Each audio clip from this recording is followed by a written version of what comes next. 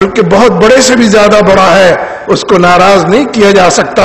لیکن ہم یہ کہتے ہیں زمینی حقائق سے زیادہ اہم آسمانی حقائق ہیں، ایمانی حقائق ہیں، اللہ اور اس کے رسول کے بیان کردہ حقائق ہیں.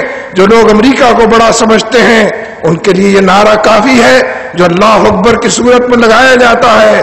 جو اللہ کی کبریائی کی بات کرتے ہیں ڈنکے کی چوٹ پر کرتے ہیں، ہاں کے پکارے کرتے ہیں، کوٹھوں پر چڑھ کر کرتے ہیں، میدانوں میں نکل کر جان ہتھیلی پر لے کر کرتے ہیں، سر سے کفن باندھ کر پیروں کو غبار آلود کرنے اور یہ بندہ دو عالم سے خفا تیرے لیے ہے اس کا مصداق بننے کے لیے کرتے ہیں. ان کی طرف سے یہ بات معلوم ہو جانی چاہیے زمینی حقائق کچھ نہیں ہے، آسمانی حقائق ہیں. سچائی اور حق کی بات کرنے والے، باطل کو منہ توڑ جواب دینے والے. اس لیے میں تو آپ سے یہ کہہ رہا ہوں کہ پرویز مشرف اور پرویز الہی توہین رسالت کے مرتکب ہوئے ہیں. یہ کارٹون بنانے والوں کا ساتھ دے رہے ہیں، ان سے سفارتی تعلقات منقطع نہیں کر رہے ہیں. علماء کرام میدان عمل کے اندر آئیں، فتویٰ صادر کریں پرویز مشرف کے بارے میں، پرویز الہی کے بارے میں کہ جو بسنت کا موقع دیتا ہے سینکڑوں جانوں کو تلف کرتا ہے، لیکن جو لوگ توہین رسالت کے سلسلے میں میدان عمل میں نکلتے ہیں ان کی راہوں کو مسدود کرتا ہے، ان کی منزلوں کو کھوٹا کرتا ہے، ان کے نشانات منزل کو چھینتا ہے. لیکن نہیں، ہم یہ عزم لے کر یہاں پر آئے ہیں. ہم کون لوگ ہیں؟ ہم آقا کے غلام ہیں، ہم آقا کے ماننے والے ہیں، دامن مصطفیٰ میں پناہ لینے والے ہیں.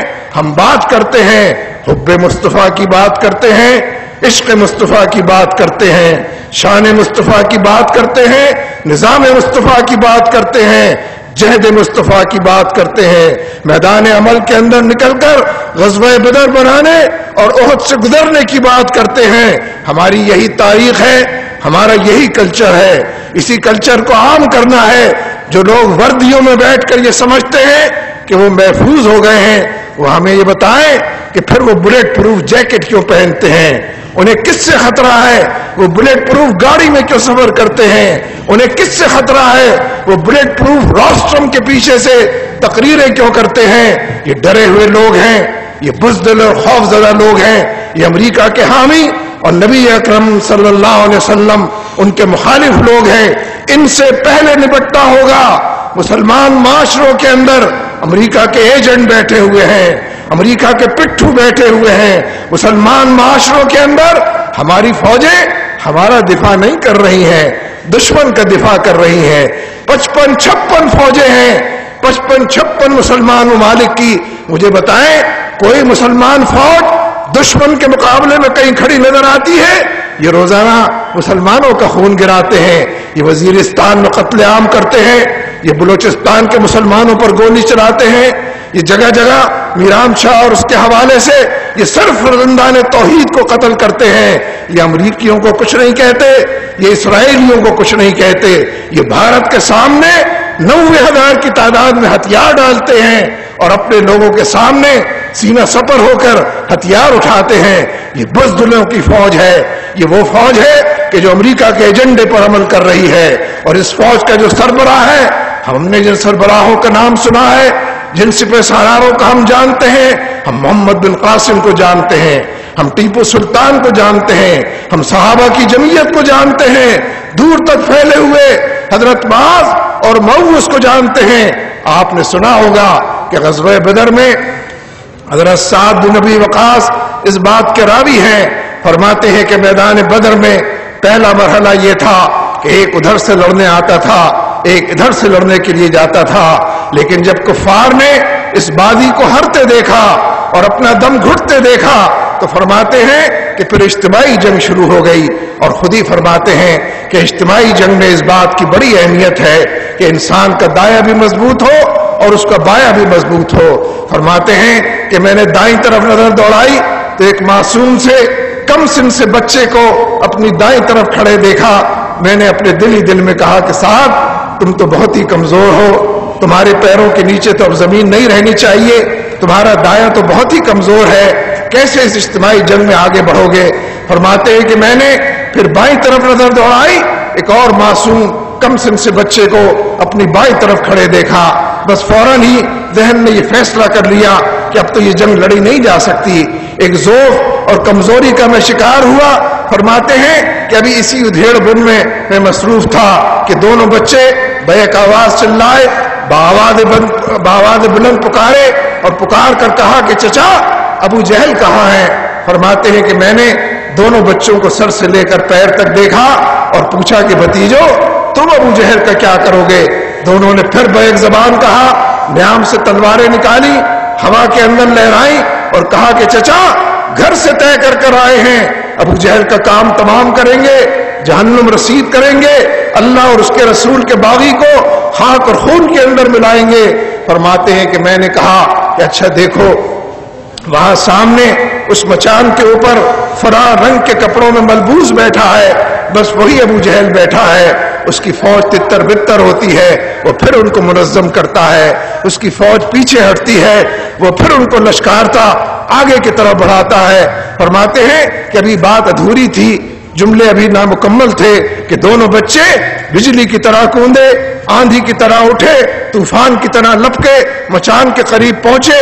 दोनों ने तलवार से अपनी वार किया और दोनों की तलवार का वार अबू जहल की गर्दन पर लगा और अबू जहल मचान से नीचे गिरा।